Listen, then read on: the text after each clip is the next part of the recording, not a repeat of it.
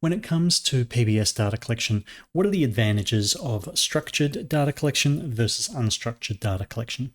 And while we're on the topic, what even is the difference between structured and unstructured data? Hi, my name is Eddie Drury. I've been working as a PBS practitioner for the past 13 years, and I make short educational videos about data collection.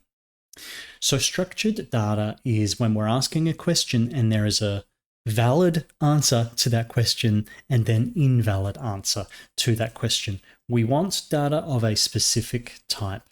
So an example would be like on this form, for how many hours did the escalation last? The only valid answer to that question has to be a number. Unstructured data, on the other hand, is when the person is essentially free to enter whatever information they want. There's no restrictions on what they might answer. So the example here would be, what do you think triggered this escalation?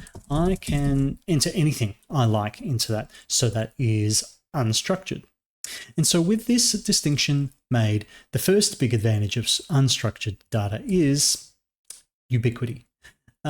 Providers are very often, usually, already generating a whole boatload of unstructured data in the form of shift notes and incident reports.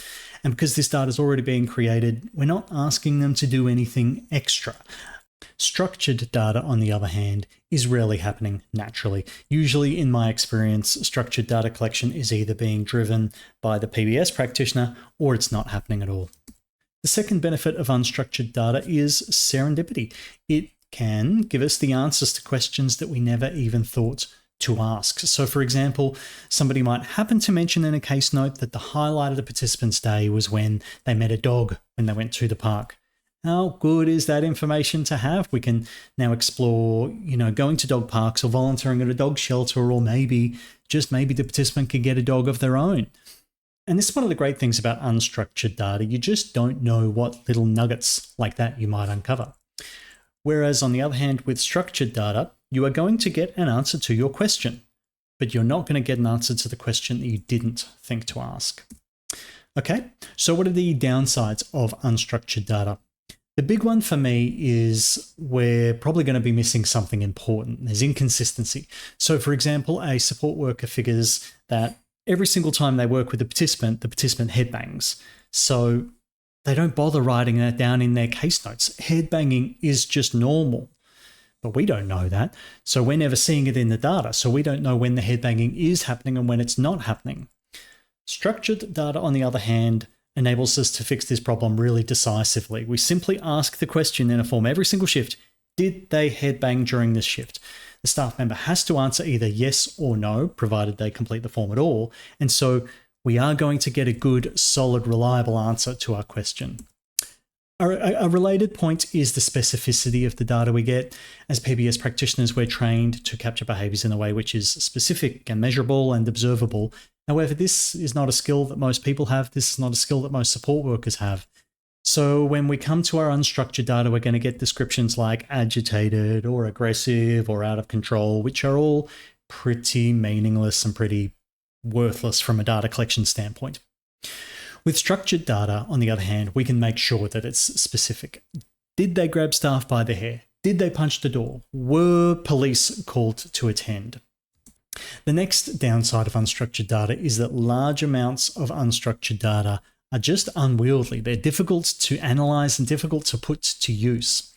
Unstructured data very quickly becomes overwhelming. So let's say I've just started with a new client and I've just been given a PDF containing the past 2 years of progress notes. On the one hand, what a treasure trove of data. How good is that? On the other hand, though, how do I even start about going to make sense of all of that data? I can pull out anecdotes here and there to demonstrate points, but that's about it, to be honest. There's not a lot else that's really useful I can do with it.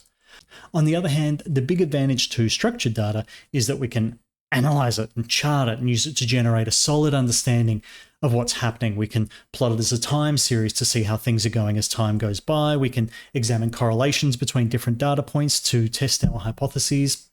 Structured data allows us to answer questions in an objective, rigorous, and empirical way, and unstructured data is simply not really capable of this. So in summary, as is often the case, there's no single correct answer to whether structured data or unstructured data is the better tool to use. It's about using the right tool for the job.